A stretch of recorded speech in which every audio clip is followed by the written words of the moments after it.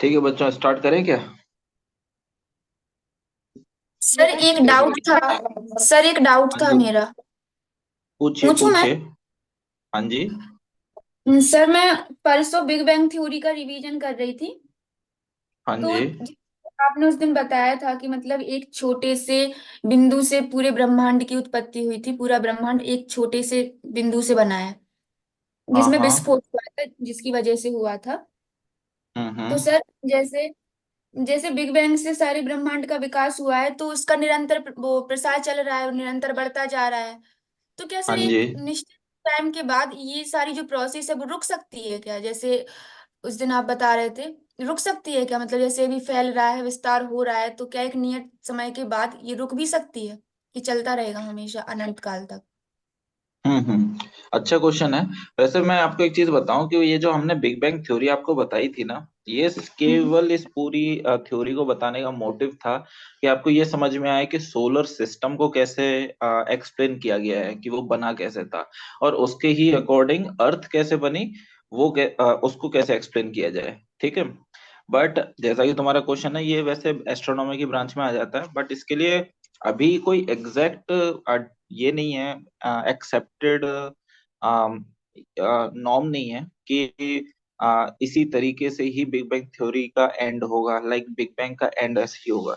बहुत सारे एविडेंसेस ये सजेस्ट करते हैं कि जैसे ये जो सिंगुलैरिटी मैंने आपको बताया था कि यहाँ से स्टार्ट हुआ था, और आज के टाइम पे गैलेक्सीज, नेबुला और जो भी फॉर्म हुए हैं, वो सब इसी एक्सप्लोजन के बाद हुए थे। ठीक है।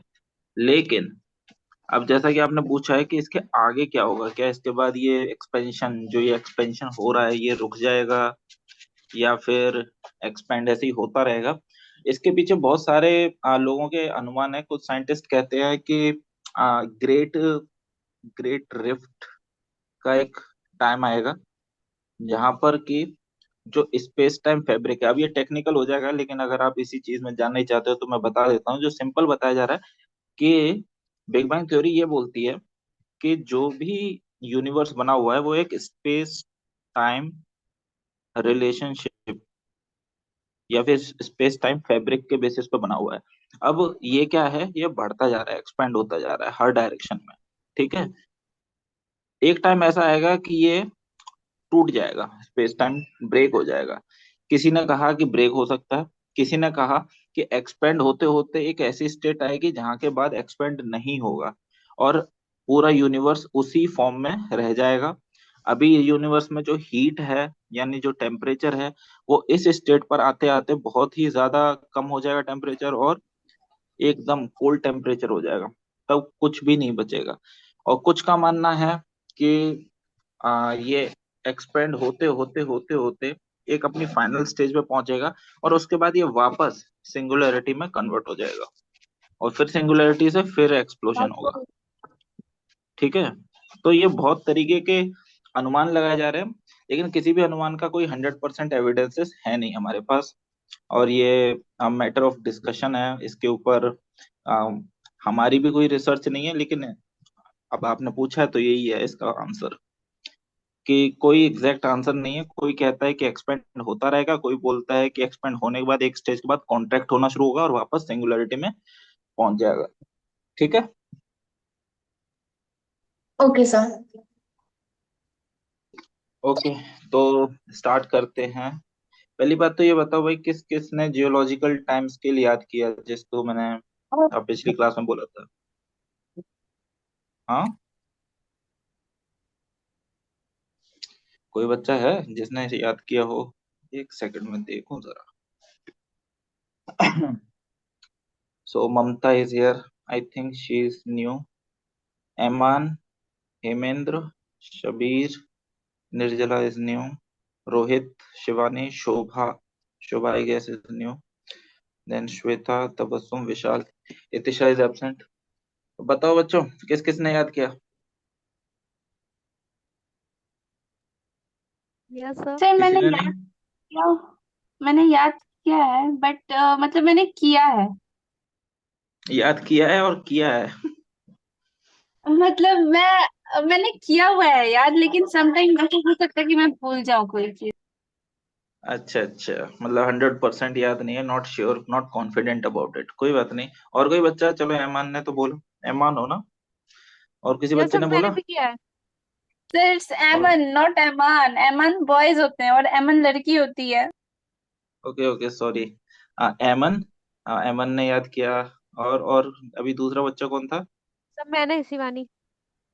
अच्छा शिवानी जी, आपको याद है, कुछ पूछ लूं क्या? पूछिए, देखे सर, या सर। आवाज कैसे स्लो हो गई अचानक से पूछने की बात पे? नहीं सब पूछिए, याद होगा तो बताएंगे, यस सर बिल्कुल।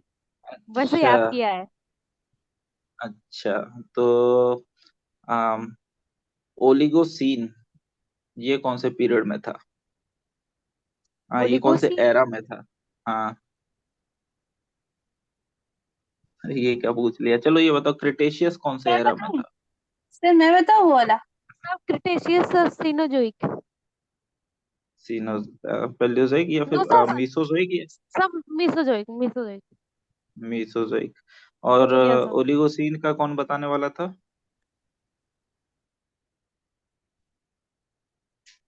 एक बच्चा बोला अभी कि है ना सर, मैं यस बताऊं? सर मैंने बोला था। बताओ बताओ। सर वो पैलियोजो पैलियोजोइक का है। पेलियोजोइक, मेसोजोइक, सीनोजोइक, और आप बोल रहे हो पेलियोजोइक का? क्या पता सीनोजोइक का हो।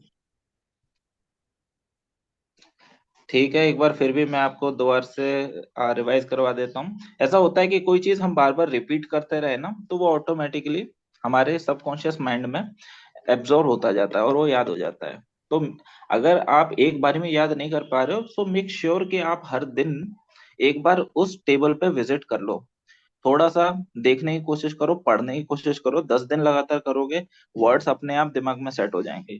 ठीक है? जो जियोलॉजिकल टाइम स्केल था, वो 3 पार्ट में हमने डिवाइड होते हुए देखा था। ठीक है? पैलियोजोइक, फिर था मीसोजोइक, और फिर था सीनोजोइक। ठीक है? जो पैलियोजोइक था, इसके डिवीजन थे, जिसको मैंने कैसे बताया था, कॉस, डी, सी, पी। ठीक है? C for Cambrian, Ordovician, Silurian, Devonian, Carboniferous. Carboniferous में क्या हुआ था, अभी हमने पिछली क्लास में पढ़ा था? सब कार्बोनिफेरस में सब कॉन्टिनेंटल ड्रिफ्ट थे सब। Continental drift theory sir. Continental drift start हुआ था, गुड। अल्फ्रेड वैगनर ने कहा था कि continental drift started in Carboniferous period. ठीक है? फिर मीसोजोइक में ट्रियासिक, जुरासिक और क्रेटेशियस। सीनोजोइक के दो डिवीजन थे, टर्शियरी, टर्शियरी एंड दूसरा क्या था? क्वाटरनरी। Quaternary sir. क्वाटरनरी। ठीक है? इसके जो डिवीजन थे, उसे हमने कैसे याद किया था, PEOMP, प्योम, और इसको ऐसे याद किया था, PH। ठीक है? इसका नाम था पेलियोसिन, ये इयोसिन, ये ओलिगोसिन, जो मैंने अभी पूछा था ना, ओलिगोसिन टर्शियरी पीरियड में और सिनोजोइक एरा में। ठीक है? ओलिगो के बाद फिर आएगा मायोसिन और प्लायोसिन, और इसका था प्लीस्टोसिन, और ये था होलोसिन। तीनों का मैंने एक ये भी बताया था कि कैसे टाइम स्केल आप याद करोगे। इसका 540 मिलियन ईयर था, इसका आई गेस 250 था, और इसका 66 ऐसे ही था। Yes sir, 66। ठीक है? चलो, इसको रिवाइज करते रहना, क्योंकि इसमें से कुछ कुछ वर्ड्स और आगे आएंगे, फिर आप ये मत कहना कि हमें याद नहीं है, कनेक्ट नहीं कर पा रहे। इससे आपको ये अंदाजा लगता है कि कोई चीज कितनी पुरानी हुई। अभी मैं आपको बताऊंगा जबकि हिमालयन फॉर्मेशन, तो आप ये सीनोजोइक एरा के हिसाब से पढ़ोगे, और जब इसका कोई आंसर लिख रहे होगे ना मेंस में, तो उसमें आपको सीनोजोइक लिखना पड़ेगा। मैं नहीं कहता कि आप बिल्कुल माइक्रो डिटेल में जाओ कि आप क्वाटरनरी और टर्शरी और उसका भी सब स्केल बताओ, लेकिन अगर आप ब्रॉडर ऊपर ही लिख देते हो कि सर लेटर पेलियोजोइक, मेसोजोइक, या फिर अर्ली पेलियोजोइक, अर्ली मेसोजोइक लिखते हो, तो वो एक अच्छा इंप्रेशन देता है एग्जामिनर के ऊपर कि हाँ, ये बच्चा थॉरो है अपनी नॉलेज में। एनीवे, इसके बाद हम क्या था आज दिया था, हाँ एक चीज आपको बतानी थी। पिछली बार जो हमने कॉन्टिनेंटल ड्रिफ्ट डिस्कस किया था, इससे पहले इंटीरियर ऑफ अर्थ पढ़ रहे थे, उसमें मैंने आपको आर्टिफिशियल सोर्सेस तो बता दिए थे। इसमें एक चीज है जो मैं आपको अभी बताना चाहूंगा, वो क्या है कि सिस्मोलॉजी जो हमने पढ़ा था, इसको मैंने आर्टिफिशियल सोर्स में बताया था। अब इसके ऊपर एक कंटेंशन है, ठीक है, क्योंकि सिस्मोलॉजी को पढ़ने के लिए हम यूज तो करते हैं मशीन, जो कि है आर्टिफिशियल चीज, क्योंकि हमने क्या बताया था यहाँ पे सिस्मोग्राफ का यूज किया जाता है। बट इवेंचुअली हम कर क्या रहे हैं इस मशीन के थ्रू स्टडी, तो हम पी वेव और एस वेव को कर रहे हैं। तो जो पी वेव और एस वेव है ये क्या है, नेचुरल सोर्स, ठीक है। अगर आंसर कभी लिखना हो और आपको कंफ्यूजन हो रहा हो कि मैं कौन से कैटेगरी में डालूं, आर्टिफिशियल में या नेचुरल सोर्स में, तो आई वुड प्रेफर कि आप इसे नेचुरल सोर्स में ही गिनना या लिखना, ठीक है। All clear? Yes sir. Respond करते रहो। अपना माइक ऑन कर लो जो जो सर बच्चों को बैकग्राउंड नॉइज नहीं आ रहा। सर हाँ सर जी। अब आवाज आ रही है? अब आवाज आ रही है हाँ मेरी? जी। हाँ जी। हाँ जी, कौन बोल रहे हैं, नाम बताओ। सर श्वेता। अरे श्वेता जी, आप पिछली बार लेट हो गई थी, हाँ याद है। हाँ सर। सर मैंने वो विकिपीडिया पर इसी बिग बैंग थ्योरी के बारे में जब मैं पढ़ रही थी तो मुझे वहां पर एक नोट मिला था। ये नोट सही है हाँ क्या? हाँ। मैं आपको पढ़। सर स्विट्जरलैंड की पहाड़ियों में एक महामशीन लार्ज हाइड्रोजन कोलाइडर का निर्माण किया जा रहा है, जिसमें एक विशेष प्रकार का कण प्राप्त हुआ है, जिसे जिसे गॉड पार्टिकल्स या हाई बोसान पार्टिकल कहा गया है। और हम्म। कहा जा रहा है, मतलब कई सारे साइंटिस्ट हैं जो कह रहे हैं कि ब्रह्मांड की उत्पत्ति के सारे रहस्य इसी पार्टिकल में है। ये बात सही है क्या? देखो, जो एलएचसी की आप बात कर रहे हो, इसे लार्ज हेड्रोन कोलाइडर बोलते हैं, ठीक हाँ है। हाँ। ये मल्टीपल गवर्नमेंट का इनिशिएटिव है। और ये क्या है कि जैसे ये अर्थ की सरफेस है, तो टनल टाइप में स्ट्रक्चर बनाया गया है जो कि कुछ किलोमीटर्स में फैला गया है। इसमें किया क्या गया है कि जैसे एक ट्यूब है, ठीक है, इसमें एटम के हम्म। जो पार्टिकल्स है ना, उन्हें हाई स्पीड में, इवन कहा जाता है कि लाइट की स्पीड में इनको दौड़ाया जाता है। और फिर जब ये पार्टिकल्स आपस में टकराते हैं, तो ये एटम से सब एटॉमिक स्टेज में आ जाते हैं। एटम से किस स्टेज में, सब एटॉमिक, सब यानी कि एटॉमिक। एटम जिस, हाँ, एटम जिससे बना हुआ है। और सब एटॉमिक स्टेज में बहुत सारे कंटेंट निकल के आ रहे हैं। पहले जो निकल के आया था उसे क्वार्क्स कहा गया था। फिर इसका भी माइन्यूट फॉर्म निकल के आया था, जैसे न्यूट्रिनो कहा गया। ये न्यूट्रिनो जो है, इसी को ही कोई या तो न्यूट्रिनो का कहा गया है या फिर कोई और पार्टिकल है। इसे वैसे गॉड पार्टिकल बोला जाता है या फिर हिग्स बोसॉन कहा जाता है, ठीक है। यही पढ़ा होगा आपने। यस सर, इसी के बारे में पढ़ा था। ये 2017 की रिपोर्ट है जो विकिपीडिया पे अभी भी पड़ी हम्म। हुई है। अभी इसके ऊपर बेटा रिसर्च चल रही है। अभी ऐसे ही और भी पार्टिकल्स हो सकते हैं।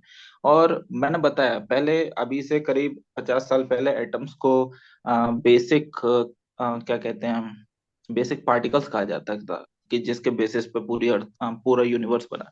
उसके बाद और उसके सब एटॉमिक लेवल पे पहुंच चुके हैं। क्या पता इसके आगे भी पहुंच जाए। अभी थ्योरी एक चलती है, स्ट्रिंग थ्योरी बोलते हैं, जिसके बेसिस पे अर्थ बनी। और भी बहुत सारी थ्योरीज हैं। लेकिन इस चीज में वेंचर मत करो, इस चीज को ज्यादा ऐसे मत करो, क्योंकि इसमें खुद साइंटिस्ट अभी कंफ्यूज हैं कि हम इसको बेसिक मटेरियल कहें कि नहीं कहें, ठीक है। Okay sir. अभी जितनी अभी अभी जितनी रिसर्च कर रही है वो तो सजेस्ट करते हैं एक्सपोजर, लेकिन कल के दिन क्या पता है इसका भी डिवीजन होकर कोई और इससे भी छोटा कंटेंट मिल जाए।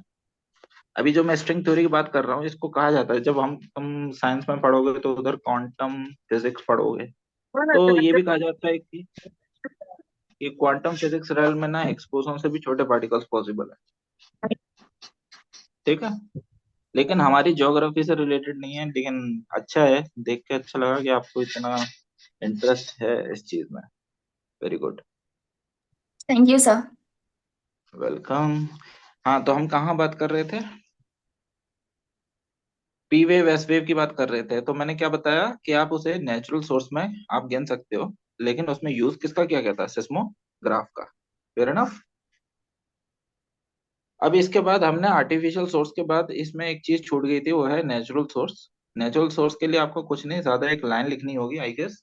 और उसमें आप लिख सकते हो कि there were natural sources also available through which natural source मैंने आपको शुरुआत में ही क्या बोला था कि एक पेज लेना है, उसका जो मार्जिन है वो छोड़ना है, तो ये जो स्पेस छूटी है ना, तो उसी पेज के पास पहुंच के इधर लिख लो। लिखना क्या है? सर्टेन नेचुरल, हाँ बेटा कोई बहुत, certain natural sources were also considered to understand the interior of earth। ठीक है, इसमें एग्जाम्पल में आप लिख सकते हो नेचुरल सोर्सेस में रॉक्स फाउंड फ्रॉम माइनिंग,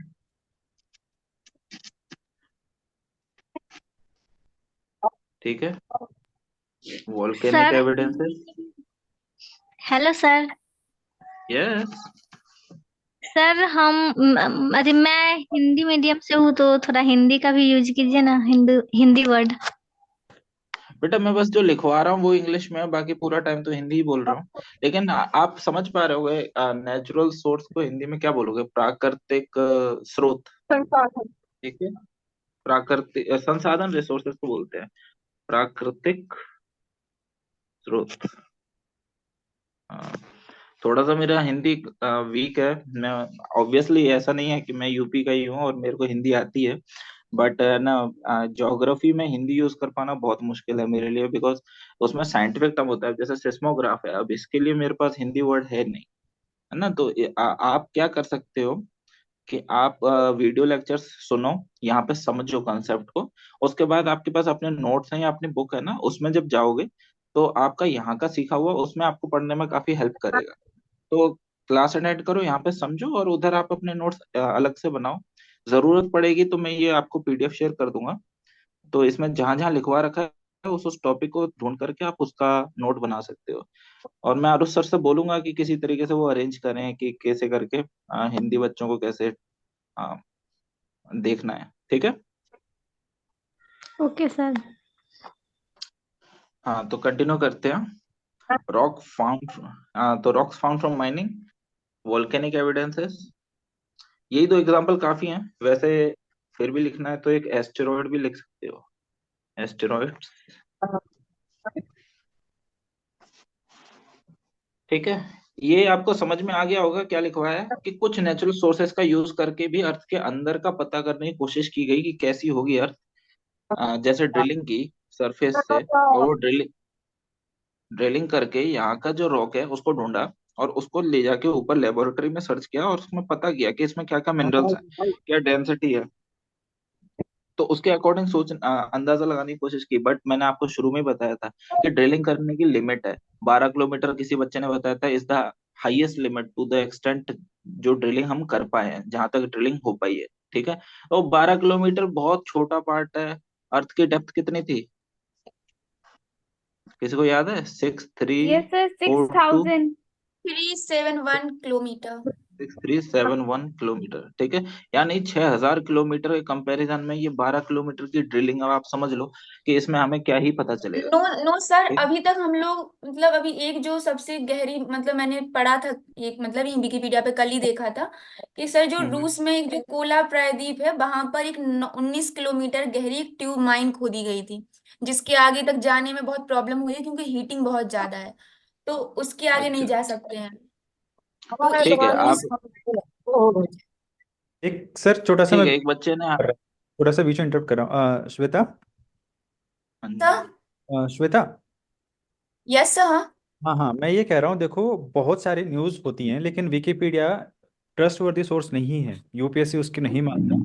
तो आप लोग अपनी जो भी ये रिसर्च वगैरह करते हो ना, तो थोड़ी सी रिलायबल सोर्सेज से कर लिया करो, ठीक है। बस इतना, मतलब गलत बात नहीं है, आप करो, अच्छी बात है। बट हर एक बात जो विकिपीडिया पे लिखी गई है ना, वो सही नहीं होती, ठीक है। उसको कोई भी एडिट कर सकता है। तो चल, सर हो सकता है कि ये गलत हो। कोई बात नहीं, इस पे हम बाद में डिस्कस कर लेंगे, ठीक है। पढ़ो अभी। Okay sir. देखो बेटा, आरुष सर ने जो बताया वो 100% सच है, बिकॉज विकिपीडिया एक कोई रिसर्च ऑर्गेनाइजेशन नहीं है जिसकी कोई ऑथेंटिसिटी हो। उधर कोई भी इंसान जाके एडिट कर सकता है, मैं चाहूँ तो मैं भी अभी वो 19 का 21 कर सकता हूँ। बट मैं काउंटर नहीं कर रहा आपकी इन्फॉर्मेशन को। हो सकता है कि आपकी इन्फॉर्मेशन मोस्ट अपडेटेड वन हो, लेकिन आपको मैं क्या बता रहा हूँ, 12 किलोमीटर आपको कहीं पे आंसर में लिखना नहीं है। ये केवल एक आपको जनरल आइडिया देने के लिए है कि 12 मान लो, 19 किलोमीटर मान लो, बट ये 6000 किलोमीटर के कंपैरिजन में सोचो कितना छोटा पार्ट हो गया। तो अगर यस सर, 19 बहुत किलोमीटर की छोटा है। डेप्थ पे भी अगर हमें कोई, वेरी गुड, तो इतने डेप्थ पे भी अगर हमें कोई रॉक मिलती है, तो वो हमें 16,000 किलोमीटर के नीचे क्या है या फिर 5,000 पे क्या है वो तो नहीं बता पाएगा। Fair enough. तो ये रॉक एविडेंस जो हमने पढ़ा, ये हमने नेचुरली फाइंड किया और इसके थ्रू सोचने की कोशिश की क्या था क्या नहीं था, नहीं पता चला। फिर वॉल्केनिक एविडेंसेस, अब हम ड्रिलिंग कर रहे हैं तो 12 किलोमीटर। वॉल्केनो जो होता है ना, उसका जो मैग्मा आ रहा है वो कौन सी डेप्थ पे आ रहा है, किसी को एस्टिमेट लगाना मतलब आसान काम नहीं है। इसको भी आप 4-5 किलोमीटर की रेंज में मान के चलो, कुछ नहीं इससे भी ज्यादा पता चलता। एस्टेरॉयड, एस्टेरॉयड एक अच्छा सोर्स था, लेकिन एस्टेरॉयड कैसे था, एक ये चीज बता देता हूँ आपको कि जब, एक सेकेंड,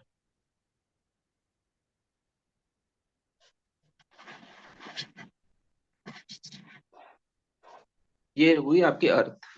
अर्थ के चारों तरफ क्या है, एटमॉस्फेयर, इतना आप सबको मालूम है। अब होता क्या है कि जो अर्थ के सराउंडिंग में बाहर, मेजरली कहा जाए तो मार्स और जुपिटर के बीच में एक एस्टेरॉयड लेयर होती है। ठीक है, यानी कि कुछ अर्थ के बाहर भी ऐसे पार्टिकल्स या कंटेंट होते हैं, रॉक्स होती हैं जो कि 100 मीटर से लेकर किलोमीटर्स के विड्थ में होती हैं, उनका साइज होता है। और वो क्या होता है, अर्थ की तरफ अट्रैक्ट होती हैं उसकी ग्रेविटेशनल पुल की वजह से, या फिर वो अपने खुद की एक्सिलरेटरी मोशन की वजह से।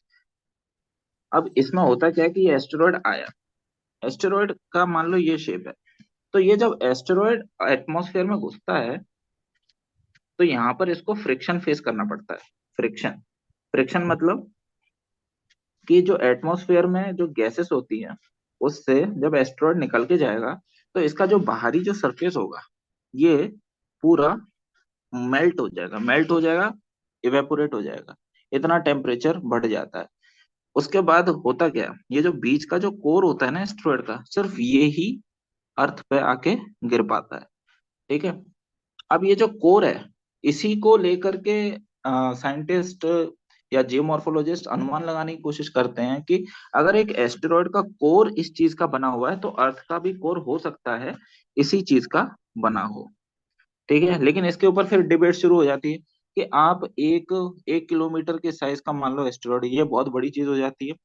1 किलोमीटर के साइज का एस्टेरॉयड की कंपैरिजन अर्थ के से नहीं कर सकते। वो किस चीज का बना है, अर्थ किस चीज की बनी है, दोनों में बहुत बड़ा डिफरेंस है। सो इन अ वे इस चीज से हम ये साबित करने की कोशिश कर रहे हैं कि natural sources are not sufficient enough to determine what is inside Earth. Earth के अंदर क्या है नहीं पता कर सकते। ठीक है, ये चीज आप वहां पर नोट्स में ऐड कर लेना। अब हम सीधा अपनी थ्योरी की तरफ बढ़ते हैं। अभी तक का सबको समझ में आ गया? जी sir. Yes sir. Okay, very good. कल हमने बात की थी कॉन्टिनेंटल ड्रिफ्ट थ्योरी के बारे में, कुछ बेसिक प्रेमाइस पढ़े थे जिसमें हमने ये पता किया था कि अल्फ्रेड वेगनर ने ये थ्योरी दी थी 1912 में। साथ में उन्होंने ये बताया था कि भाई मैं क्या मान के चल रहा हूँ इस थ्योरी को देने से पहले, या फिर लोगों ने ये अंदाजा लगाया कि अल्फ्रेड वेगनर ने क्या माना था। तो अल्फ्रेड वेगनर के टाइम पे सियाल सीमा निफे की थ्योरी बहुत ज्यादा फेमस थी, जो कि किसने दी थी, सियाल सीमा निफे की थ्योरी कोई बताएगा? Edward Swiss. Yes, Edward Swiss, very good. किसने बोला ये?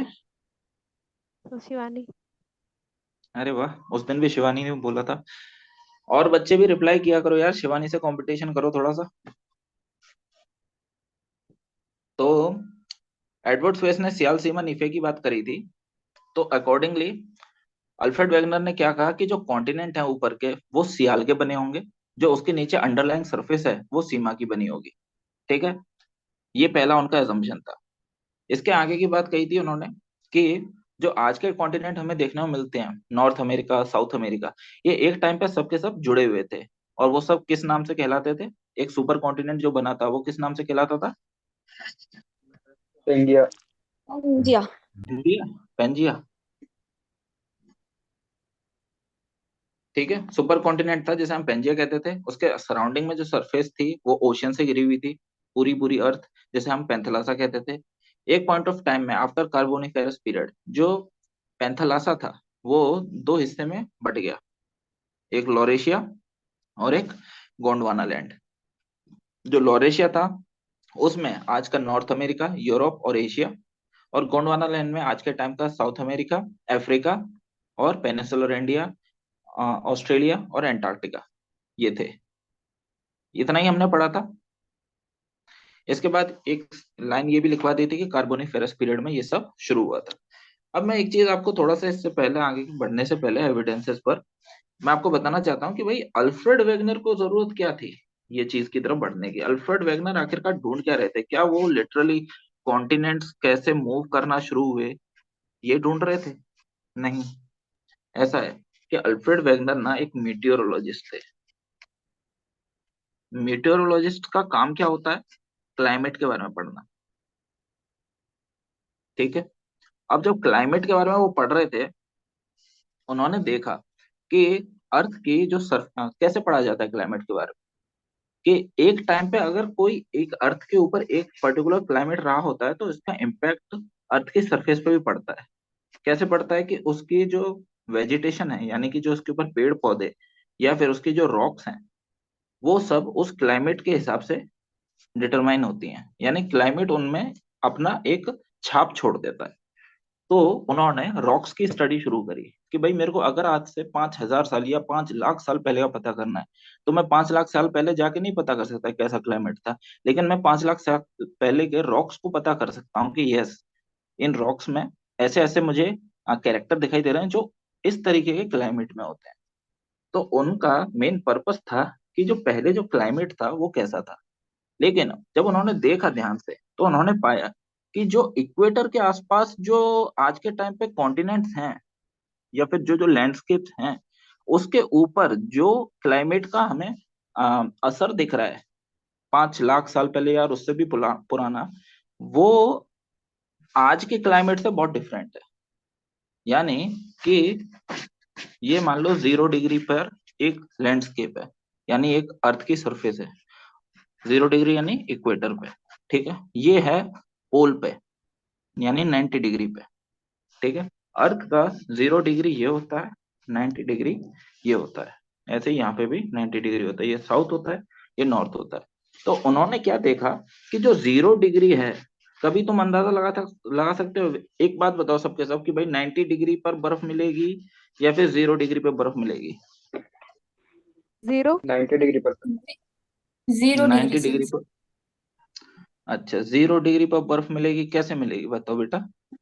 नो सर, 0 डिग्री पे तो यस सर। 0 डिग्री पे नहीं मिलेगी ना। Yes sir. कहाँ मिलेगी? 90 डिग्री। 90 डिग्री वैसे तो मिल सकती है 0 डिग्री पे, मान लो कोई एक पहाड़ी इतना ऊंचा है, ठीक है, तो उधर बर्फ हो सकती है, बट एक इन जनरल वे, एक जनरल तरीके से इधर आपको बर्फ नहीं मिलेगी। 90 डिग्री पर अक्सर मिलेगी बिकॉज इधर टेम्परेचर बहुत कम होता है, इधर सन की डायरेक्ट रेज पड़ती हैं, तो इधर टेम्परेचर हाई रहता है, यहाँ पे बर्फ का मिलना के चांसेस कम है।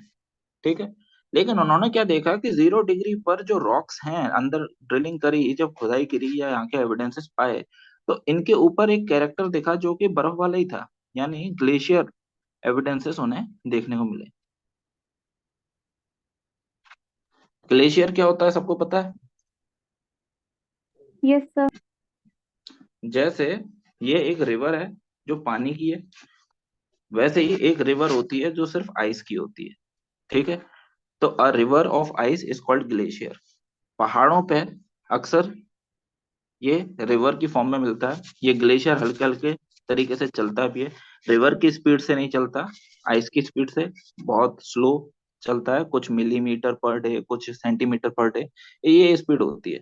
ठीक है, इधर क्या होगा? ऊपर बर्फ होगी, बर्फ गिरेगी, बर्फ गिर के इकट्ठी होगी और ये बर्फ नीचे नीचे रिसीड करती रहेगी, time by time slowly slowly नीचे आती रहेगी। ठीक है, तो ये जो ग्लेशियर है ये तो अक्सर देखा जाए तो आज भी हम मैप में देखें तो 90 डिग्री उस एरिया में मिलते हैं, इतने से ऊपर एरिया में मिलते हैं। इक्वेटर के पास मिलना तो बहुत मुश्किल है। लेकिन ग्लेशियल एविडेंसेस मतलब कि जो ग्लेशियर से रिलेटेड सबूत हैं कि यहाँ पे ग्लेशियर था, ये वाले एविडेंसेस भी 0 डिग्री पर जो जगह हैं आज के टाइम पे उधर भी मिले। तो इधर अल्फ्रेड वेगनर ने सोचा कि यहाँ पे दो चीजें पॉसिबल है।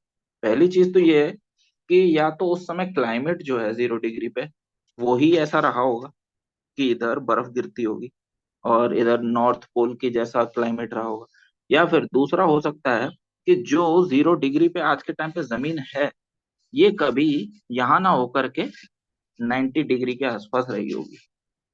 दोनों चीजें समझ में आई। उनके दिमाग में दो थॉट आए कि या तो ये जो जमीन है जिसके ऊपर मुझे ग्लेशियर के होने के सबूत मिल रहे हैं, या तो ये जमीन के ऊपर ग्लेशियर वाला क्लाइमेट रहा होगा, या फिर कि ये जमीन खुद उस जगह पे होगी जहाँ पे ग्लेशियर का क्लाइमेट रहा होगा। ठीक है। इन दी एंड उन्होंने ये सब सोचते हुए ये सोचा कि भाई क्लाइमेट के चेंज होने के चांसेस होते हैं, लेकिन 0 डिग्री पे बर्फ गिरने के चांसेस बहुत कम है। रीजन कि अर्थ ये रही सन की डायरेक्ट रेज ये आती है। ठीक है। तो ये जो है ये हीट सरप्लस एरिया हो जाता है। हीट सरप्लस मतलब कि यहाँ पे जो हीट पड़ती है पूरी अर्थ के कंपैरिजन में यहाँ पे नॉर्मल से ज्यादा पड़ती है। तो कुछ भी सोच लो, लेकिन इस जगह पर इतने एरिया में ग्लेशियर के बनने के चांसेस बहुत कम है। तो उन्होंने इसका उल्टा सोचा कि हो सकता है कि क्लाइमेट ऐसा ना हो करके यहाँ पर जो जमीन में देख पा रहा हूँ आज की डेट में ये इधर ना हो करके ये क्या पता कहीं और रही होगी एक टाइम पे। हो सकता है कि ये नॉर्थ पोल की तरफ रही हो या साउथ पोल की तरफ रही हो। तब उन्होंने ढूंढना शुरू किया कि भाई अगर जमीन कहीं और रही होगी तो यानी कि कॉन्टिनेंट कहीं और रहे होंगे। और फिर उन्होंने बात करी कॉन्टिनेंटल ड्रिफ्ट की। तो यहाँ पर आप समझ चुके होंगे कि उनका एम क्या था। एम था उनका पुराने क्लाइमेट्स को पढ़ना, लेकिन वो उसको ढूंढते ढूंढते इस पे आ गए कि भाई ये जो अर्थ के जो कॉन्टिनेंट हैं ये यहाँ पर ना होके कहीं और रहे। पूरी क्रोनोलॉजी समझ में आई? यस नो यस किसी का सर। यस सर, यस हाँ, सर। बहुत आ अच्छा। गई आ गई। किसी की कोई क्वेरी रह रही है तो प्लीज पूछ लो अभी भी। कोई बच्चा है हेजिटेट मत करो प्लीज। एक सेकंड।